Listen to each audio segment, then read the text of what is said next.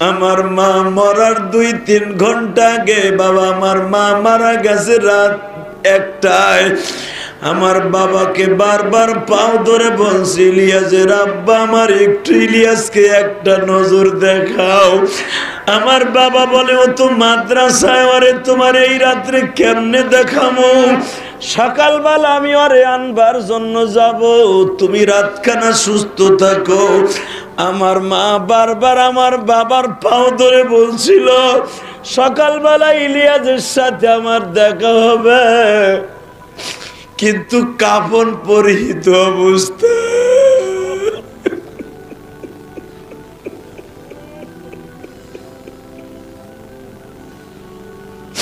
আমার বাবা এখনো বেঁচে আছে, তোমরা যাইয়া জিজ্ঞেস করতে পারো ভাই।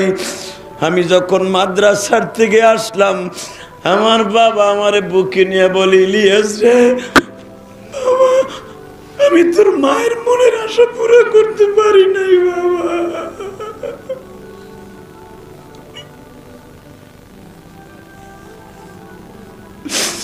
সেই আশা আমি বাড়িতে আসলাম, আসিয়া দেখি আমার জনম দুঃখিনী মা আমার বাবার সন্ধ্যার দিকে যা বলছিল তাই হয়ে গেল। আমার মা আমার এই দুনিয়া ছাড়ার 5 মিনিট আগেও বলছিল আমার বাবারে, আমার ইলিয়াস রে তুমি এক নজর দেখাইলা না। আমার ইলিয়াসকে দেখানোর কষ্ট লই আমি মারা গেলাম। কত সত্য উলামায়ে ইকরাম, মৃত্যুর আগে সব মা বাবা তার সন্তানরে দেখতে চায়। আরে আমার মা আমার দেখা যাইতে পারে নাই রে ভাই। আমি ঠিকই দেখতে আসলাম আমার মায়ের যে অবস্থায়, আমি আমার মাকে কাফন পর অবস্থায় দেখলাম রে আমার ভাইরা। আমি রাত 12টার সময় পরের দিন আসলাম, আসিয়া দেখি আমার মা এরকম একটা কাফনের মধ্যে গায়ে দিয়ে আমার মা আমাদের মসজিদের কিনারায় পড়ে রয়েছে গো বাবা।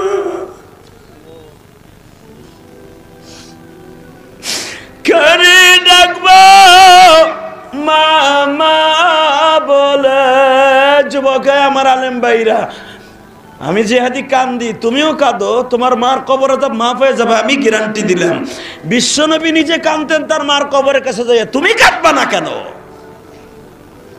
নবী বদরের যুদ্ধে যখন যায় তখন আমেনার কবরের পাশ দিয়ে যাইতে হয় বাবা, আমিও গেছিলাম।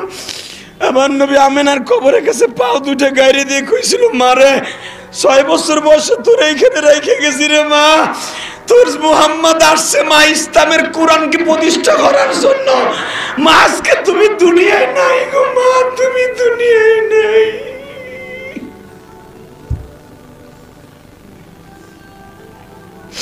আল্লাহ দেখো কোন যুবক জন মায়ের জন্য এখন কাঁদে, কোন যুবক জন, কোন দাড়ি পাকা বাবা এখন বাবার জন্য কাঁদে গো। আজকে 15ই ডিসেম্বর আমার বাইরে কাঁদে। এই সাভার আশুলিয়ার দিকে তাকাও মালিক। আল্লাহ আল্লাহ দেখো চেয়ারম্যান পদপ্রার্থীও কান্দে, জানি না তার বাবা মা আছে কিনা, সভাপতিও কান্দে, আলেম ওলামাও কাঁদে। তোমার যদি ভালো লাগে, এই যে আমার ভাইরা গার্মেন্টসের শ্রমিক, কত সারাদিন কষ্ট করে আমার বাইরে বয়ে বয়ে কান্দে। হ্যাঁ যুবক, তুই যখন এখন চিল্লাই চিল্লাই কানবি, আল্লাহ কয়ে ডাক দিবি, আমি কোরআন হাতে নিয়ে বলছি রে ভাই, তোর আল্লাহ ডাকটার ভিতরে এত মধুমাখা থাকবে, আল্লাহ তোর আল্লাহ ডাকে রসুলে এখনই তোর মা বাবারে মাফ করে দিবে। ভাই জোরে একটা আল্লাহরে, আল্লাহকে একটা ডাক দে তো ভাই, দে ডাক দে, ডাক দে, ডাক দে, ডাক দে, ডাক দে ভাই, জোরে একটা ডাক দে, ডাক দে ভাই, জোরে ডাক দে। মায়ের মতন দরদিনী এই জগতে পাইবা না, যেই মায়ের প্রদতলে জান্নাত সন্তানের ঠিকানা। বাবার মতন দরদিনী এই জগতে পাইবা না, যেই বাবার পায়ের নিচে জান্নাত সন্তানের ঠিকানা। ভাই আমি বলি নাই, আমার বিশ্বনবী বলছে, কি বলে শোন, হুমা জান্নাতুকা ওয়া নারুকা। হুমা তাসনিয়ার সিগা, মা বাবা তোমার জান্নাত, মা বাবা তোমার জাহান্নাম। ভাই আমি কিছু দেখতে চাই না, শুধু 2 ফোঁটা পানি দেখতে চাই, আমার আল্লাহ তাই দেখতে চায়। এদিকে তাকাও, আল্লাহ যে জাদু ভাইরা বসে আছে এদেরকে তুমি মাফ করে দিতে পারো না? আল্লাহ দেও না, আমার ভাইদেরকে মাফ করে দেও না। এই যে কান্তাছে বইয়া বজে, যেই যুবক জীবনে কোনদিন ওয়াজ এইভাবে কান্দে নাই, যেরকম মারহাবা। টাকা এইদিকে, এই মারিয়াম তার সন্তান ঈসাকে বলে, তখন ঈসার বয়স 14 বছর, যেরকম মারহাবা।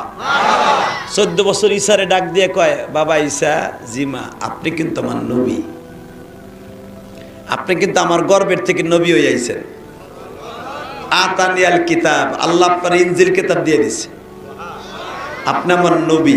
দুনিয়া একজন মাত্র নবী মায়ের গর্ভ থেকে নবী হয়েছে, সে হলো আপনি, যেরকম মারহাবা। আমি আপনার মা, কয় হ্যাঁ। মার একটা হক আছে না? কয় আছে মা।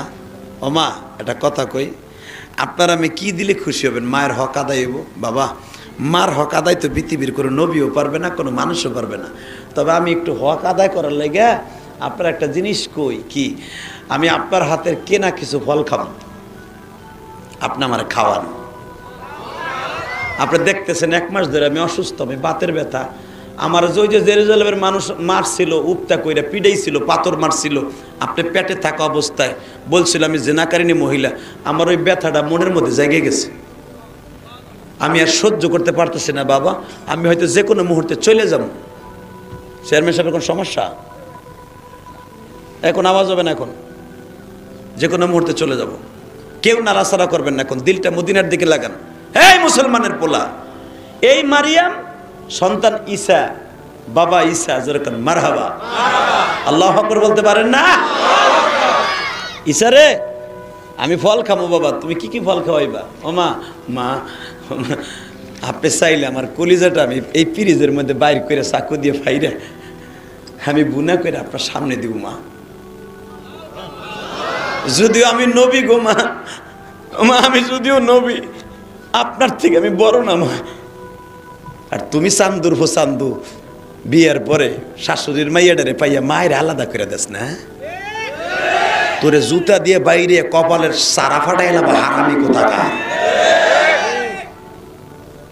শাশুড়ির মাইয়া কোলের মধ্যে পাইয়া মার কোল ভুলে গেছস না, মার কোলের মধ্যে পাইয়া কত মুইটা দিস, সারা রাত মা প্রস্রাবের মধ্যে ঘুমাইছে, আর তুই চান্দুরের লেপের নিচে ঘুম পড়াইছে, কথা কও না কেন?